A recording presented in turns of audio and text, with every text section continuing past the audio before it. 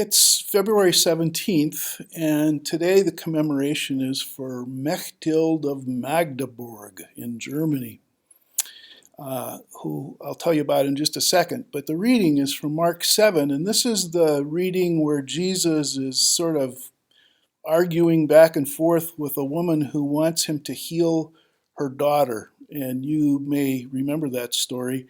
And this is the woman answering Jesus, who's just said it's not right for the children's bread to be given to the dogs, actually comparing her to a dog, which is not exactly a compliment.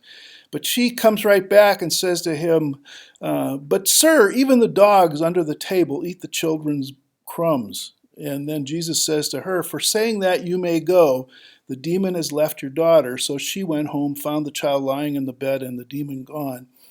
And the title of this is called Feistiness is Next to Godliness. I never heard of Mectild of Magdeburg until I stayed in a room that was named for her while on retreat at a Benedictine priory.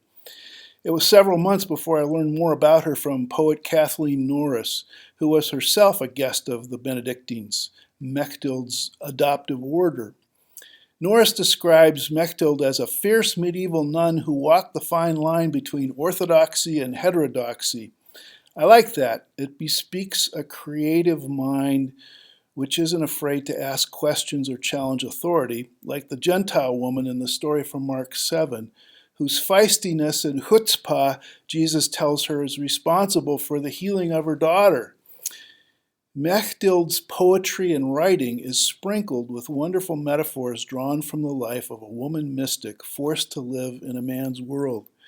Norris describes Mechthild as casting off the apes of worldliness and frequent references to church officials as Pharisees and ye blind.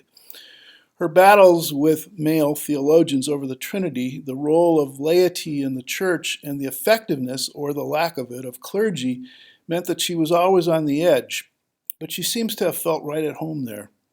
Late in life, Norris writes, Mechthild came to experience the hospitality of God, not from the official structure of the church, but from the Benedictine order, which for almost 2 millennia has taught its adherents to welcome every stranger as they would Christ himself. The paradox is that in our humble, halting attempts to show hospitality to Christ in the face of the stranger, we find that the tables are turned and it is Christ who welcomes us. The paradox is reflected in one of Mechthild's final prayers. Please pray with me. Lord, I thank thee that since thou hast taken from me the power of my hands and the power of my heart, thou now servest me with the hands and the hearts of others. Amen.